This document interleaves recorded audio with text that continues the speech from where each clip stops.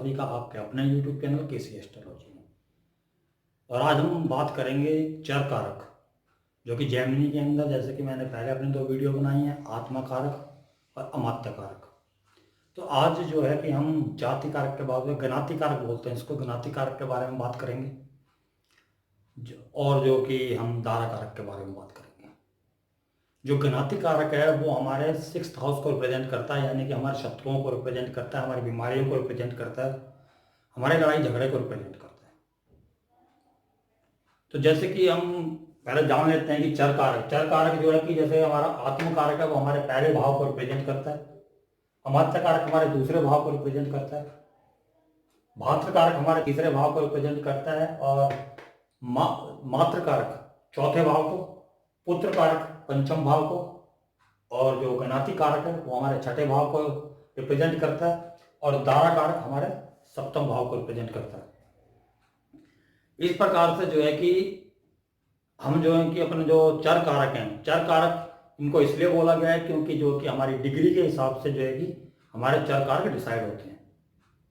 जैसे कि जिसकी सबसे ज़्यादा डिग्री होगी वो जो है कि हमारा आत्म कारक होगा, उससे कम डिग्री वाला अमात्य कारक, उससे कम डिग्री वाला भात्र कारक, उससे कम डिग्री वाला मात्र कारक, उससे कम डिग्री वाला पितृ कारक, पिता का कारक, और जो है कि उससे कम डिग्री पुत्र कारक, और उससे कम डिग्री ज्ञाति कारक, और जो सबसे कम डिग्री का ग्रह होगा वो हमारा दारा कारक है। इस प्रकार से ये डिग्री के हिसाब से जो है कि कारक डिसाइड किए गए हैं, इसलिए इनको हम चर कारक बोलते हैं। और इसी प्रकार से इनके जो स्थिर कारक है उनका भी हमें ध्यान रखना, जैसे कि सूर्य हमारे पिताजी का है, और शुक्र जो है कि हमारे रिलेशनशिप का है, जीवन साथी का 7वां भाव को रिप्रेजेंट करता है, मार्स जो है कि हमारे तीसरे भाव को रिप्रेजेंट करता है, छोटे भाई बहनों को, हमारे पराक्रम को, हमारे लड़ाई झगड़े को, यानी कि हमारे लड़ने की काबिलियत को। तो इस प्रकार से जो हमारे ज्ञाति कारक है वो हमारे छठे भाव को रिप्रेजेंट करता है, यानी हमारे संघर्षों को, हमारे सप्रेशन को, हमारी लड़ाई झगड़े को, हमारी बीमारियों को। तो इस प्रकार से हम दोनों का ध्यान रखना है, लेकिन मेनली जो है हमें जो अपने चर कारकों के ऊपर ध्यान देना है, अगर हम जेमिनी के हिसाब से चल रहे हैं तो। और जेमिनी का जो दृष्टियां हैं उसमें राशि की दृष्टियां होती हैं, ग्रहों की दृष्टियां नहीं होती। जैसे कि हमारे राशि के अंदर हम मंगल की 4, 8, 7 दृष्टि लेते हैं, शनि की 3, 7, 10 दृष्टि लेते हैं। लेकिन यहाँ पर क्या है, यहाँ पर जो हमारी राशियां हैं उसके अंदर जो ग्रह बैठे हुए हैं वो राशियों के हिसाब से दृष्टि देते हैं।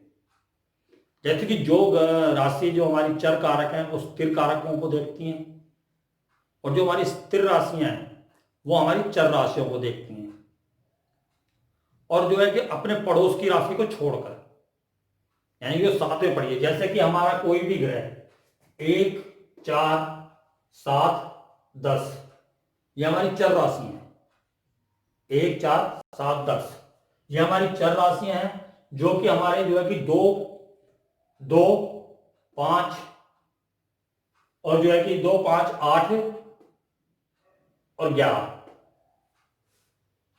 जो हमारी चर राशियां हैं वो हमारी स्थिर राशियों को देखेंगे। स्थिर राशियां हमारी हुई 2, 5, 8, 11, और चर राशियां थी हमारी 4, 7, 10 और 1 नंबर की, ये हमारी चर राशियां हैं। लेकिन ये अपने बगल वाली जो राशि होगी, जो पड़ोस की राशि होगी, उसको छोड़कर बाकी 3 राशियों को देखेगी। जैसे कि अगर कोई ग्रह मान लीजिए आपके यहां पर है, जैसे सूर्य और बुध स्थिर राशि के अंदर है, तो ये इस राशि को छोड़ के, जो 7 नंबर चर राशि है, इसको छोड़ के बाकी जो चर राशियां हैं उनको देखेगी। जैसे कि 4 नंबर को देखेगी, 1 नंबर को देखेगी, और 10 नंबर को देखेगी। तो इस प्रकार से आपको डिसाइड करना है कि जो हमारी स्थिर राशि है वो चर राशियों को देखेंगी, चर राशि जो है कि स्थिर राशियों को देखेंगी, लेकिन अपने पड़ोस वाली राशि को छोड़कर। जैसे कि मान लीजिए कि आपका 10 नंबर शुक्र है, वो जो है कि 11 नंबर राशि को नहीं देखेगी, तो 11 नंबर उसके बगल की राशि है, पड़ोस की राशि है। बाकी 2, 5, 8 इन राशियों के ऊपर उसकी दृष्टि होगी। और जो हमारी द्विस्वभाव राशि है, यानी कि 3, 6, 9, 12 जो राशियां पड़ती हैं हमारी, वो एक दूसरे को देखती है, वो किसी को नहीं छोड़ती हैं, वो आपस में एक दूसरे को, चारों घरों को देखती है। जैसे कि मान लीजिए कि यहाँ पर चंद्रमा जो है कि मीन राशि के अंदर 12 नंबर की राशि में है, तो ये धनु में भी देखेगा, कन्या को भी देखेगा और मिथुन को भी देखेगा। इस तरीके से राशियों की दृष्टि होती है इसके अंदर। तो ये जानना जरूरी है, क्योंकि यहाँ पर जो हम दृष्टि की बात करेंगे तो वो राशि से राशि की दृष्टि की बात करेंगे, जैसे चर राशि की स्थिर राशि पे और स्थिर राशि की चर राशि पे और 20वां राशि की आपस में। तो ये एक मेन रूल है इसका, जो कि हमारे जो चर कारक हैं वहां पर जो है कि हमारी दृष्टियां जो है कि जैमिनी के हिसाब से राशियों की दृष्टियां होती हैं। तो अब हम बात करते हैं डिग्री के हिसाब से, जो है कि हमारा जो है कि यहाँ पर हम देखेंगे पहले चार्ट के अंदर जो हमारा जो ज्ञाति कारक है, ज्ञाति कारक जो है ग्रह, जैसे कि इसमें मंगल है, सबसे कम डिग्री का ग्रह जो होता है वो हमारा ज्ञाति कारक होता है। तो ज्ञाति कारक जो है कि यहाँ पर मंगल है, और मंगल जो है कि यहाँ पर अष्टम भाव के अंदर बैठा हुआ है, जो है कि बुध की राशि के अंदर है। एक तो ज्ञाति कारक वैसे ही हमारे छठे भाव को रिप्रेजेंट करता है, ऊपर से शत्रु राशि के अंदर और ज्यादा मतलब कि आक्रामक हो गया है वो। तो वहां पर जो है कि ज्ञाति कारक जो है कि शनि के साथ बैठा है। शनि जो है कि हमारे आत्मा कारक है। इस चार्ट के लिए आत्मा कारक हमारे पहले भाव को रिप्रेजेंट करता है, यानी कि आत्मा कारक पहले भाव के ऊपर जो है कि जाति कारक और जो आत्मा कारक दोनों युति के साथ में मंगल की राशि के अंदर बैठे हुए हैं। तो आत्मा कारक जो शरीर है उसके ऊपर कष्टों को दिखाता है, मतलब कि बीमारियां हो सकती हैं या किसी प्रकार का कष्ट, यानी कि आत्मा कारक को कष्ट आना है, यानी कि हमारे शरीर पे किसी भी प्रकार से कष्ट का अनुभूति हमें होनी है, क्योंकि जाति कारक जो है आत्मा कारक के साथ बैठी है। उसके बाद जो है कि यहां पर जो दारा कारक है, इनका दारा कारक जो दारा कारक राहु है, क्योंकि राहु की जो हम डिग्री 30 डिग्री में से घटाने के बाद जो हमारी डिग्री बचती है उसको मानते हुए राहु उल्टा चलता है। तो यहां पर राहु की जो है 30 डिग्री में से 29 34 घटाने के बाद 0 में 36 कला मिली हमें, तो वो जो है दारा कारक बना हमारा। सबसे कम डिग्री जो है 26 कला है, तो वो हमें दारा कारक मिल गया। तो दारा कारक जो है राहु है। अब राहु इनका जो है कि 3 नंबर की राशि में बैठा हुआ है, जैमिनी के अंदर बैठा हुआ है। तो यहां पर हम बहुत आसानी से चीज जो है कि डिफाइन कर सकते हैं कि यहां पर जो है कि जो जाति कारक है वो जो है कि यहां से मंगल जो है जाति कारक होते हुए 20वां राशि के अंदर बैठा हुआ है, यानी कन्या राशि में बैठा हुआ है। तो कन्या राशि में बैठा मंगल दारा कारक राहु के ऊपर दृष्टि डाल रहा है, यानी कि दृष्टि का संबंध बन गया इनका। और दूसरा जो है कि चंद्र में दृष्टि डाल रहा है। चंद्र जो है इनका पुत्र कारक है, यानी कि यहां पर हम ये बोल सकते हैं कि जाति कारक जो है कि आत्म कारक के साथ बैठा हुआ है, पुत्र कारक को दृष्टि डाल रहा है और साथ ही साथ दारा कारक पे दृष्टि डाल रहा है। यानी परेशानी जातक को, आत्म कारक ये खुद है, उनके साथ वो बैठे हुए हैं और वहां परेशानियां कहां से आ रही हैं? पत्नी की तरफ से और पुत्र की तरफ से। तो ये बहुत आसानी से हम 5 मिनट के अंदर जैसे ही डिग्री आपके पास आई, और आजकल सॉफ्टवेयर में जैसे कि पुत्र का आत्म कारक लिखा हुआ होता है, काफी सॉफ्टवेयर के अंदर ये लिखा हुआ आता साथ में, तो वो आपको वहां से मालूम चल जाएगा। जहां पर जी के लिखा होगा वो ज्ञाति कारक है हमारा, और डी के लिखा होगा वो दारा कारक है, और पी के पुत्र कारक। इस तरीके से वहां पर लिखे हुए आते हैं। तो वहां पर आपको सिर्फ सीधा चार्ट खोलना, चार्ट में देखना है कि आपका जो है कि ज्ञाति कारक कौन सा ग्रह है, और दृष्टियां देखनी है वो किस किस पर किसके साथ बैठा है और किस पर दृष्टियां डाल रहा है। केतु कोई कारक नहीं मिला है जैमिनी कारक के अंदर, सिर्फ 8 कारक है। तो इस प्रकार से केतु को कोई प्रभाव नहीं, केतु डिटैचमेंट का कारक है, तो वो राहु केतु एक्सिस पे जो आ गई चीज वो तो वैसे ही खराब है। तो यहां पर जो है कि राहु इनका जो है कि दारा कारक बना, उस पर जो ज्ञाति कारक है उसकी दृष्टि पड़ गई। आत्मा कारक के साथ बैठा हुआ है, यानी आत्मा को, यानी कि खुद को कष्ट जो है पत्नी के द्वारा मिलना है। तो इन लोगों का जो है कि छठे भाव को रिप्रेजेंट करता है मंगल, तो डिवोर्स हो गया, झगड़ा हुआ, केस कोर्ट में गया और इनका डिवोर्स हो गया। इस प्रकार से हम बड़े आसानी से देख सकते हैं। और इसमें चर कारक की भी दशाओं की मैंने बात नहीं किया, किस टाइम होगा वो चर कारक की दशा बताएंगी, उसके बारे में आगे के एपिसोडों में चर्चा करेंगे।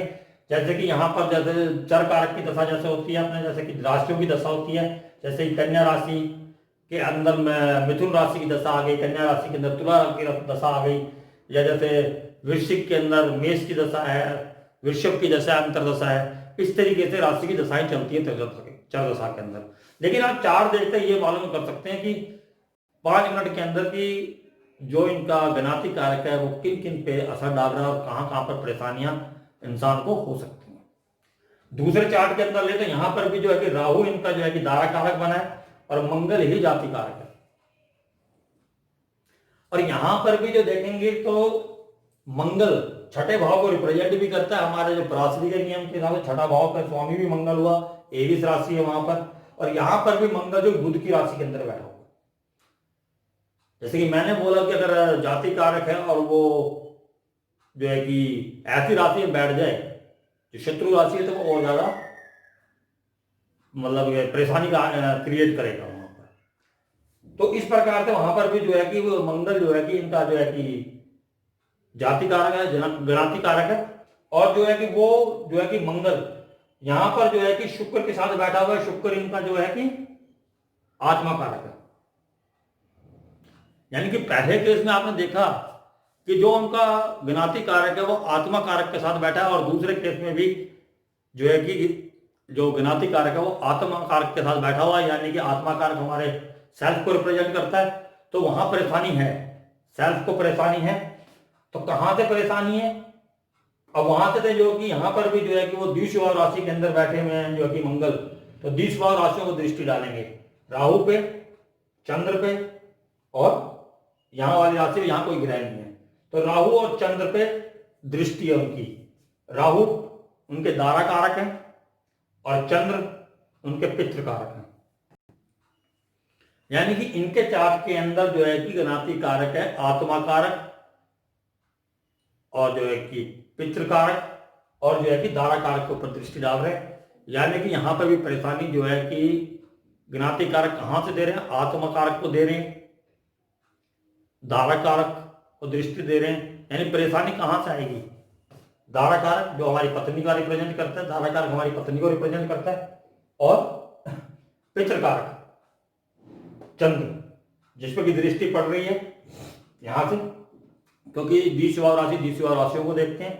इस प्रकार से जो है कि पिताजी की तरफ से और जो है कि पत्नी की तरफ से आत्म कारक के ऊपर परेशानी आने वाली है, आत्मा के ऊपर परेशानी आने वाली है, ज्ञाति कारक आत्म कारक के साथ बैठा हुआ है। तो इस प्रकार से आप देख सकते हैं कि जो आपका ज्ञाति कारक है अगर वो तीसरे भाव के स्वामी के साथ बैठा हुआ है, या जो है कि भातृ कारक के साथ बैठा हुआ है, तो परेशानी जो है कि भातृ कारक से मिलेगी आपको। और साथ ही साथ अगर वो भातृ कारक आपका फोर्थ लॉर्ड भी है, इसमें लॉर्ड आपका हाउस के लॉर्ड भी ले सकते हैं। अगर वो जो आपका भातृ कारक का फोर्थ लॉर्ड भी है, तो यानी कि भाइयों से झगड़ा जो है कि जमीन जायदाद के लिए होना है। इस तरीके से आप गणाति कारक को जो है कि यूज कर सकते हैं जेमिनी जो हमारी पद्धति है उसके हिसाब से, और बहुत ही जल्दी जो कि इसमें रिजल्ट मिल जाएंगे। और जो रिजल्ट है वो आपके पराशरी के जो नियम है उनसे भी मैच खाएंगे, जो उनकी जो दशा चल रही होंगी, जो जेमिनी की दशा चल रही है उससे। अगर आप इसे केपी से देखना चाहें वहां पर भी आपको सेम रिजल्ट मिलेगा। लेकिन जो हमारा जो ये जेमिनी का तरीका है इसे बहुत आसानी से बहुत जल्दी से ये चीजें पकड़ में आ जाती हैं, क्योंकि 8 कारक जो हमारे हैं और जो दृष्टियां हैं उनसे संबंध जो बन रहा होता है उससे हम बहुत जल्दी से इस नतीजे पर पहुंच सकते हैं कि कहां पर परेशानी है। तो यहां पर जो है कि आप गणाति कारक से और दारा कारक के बारे में चर्चा की। दारा कारक पत्नी का कारक और गणाति कारक जो हमारे लड़ाई झगड़ों को, हमारे जो छठे भाव की जितनी भी चीजें हैं उनको रिप्रेजेंट करता है। तो उसके हिसाब से आप बहुत आसानी से अंदाजा लगा सकते हैं। तो उम्मीद करता हूं आपको ये वीडियो पसंद आएगी। पसंद आए वीडियो तो प्लीज लाइक और शेयर जरूर कीजिएगा, और मेरे चैनल को सब्सक्राइब कीजिएगा जिससे मेरा हौसला बढ़े। तो आज्ञा चाहता हूं अगले वीडियो तक के लिए, तब तक के लिए नमस्कार।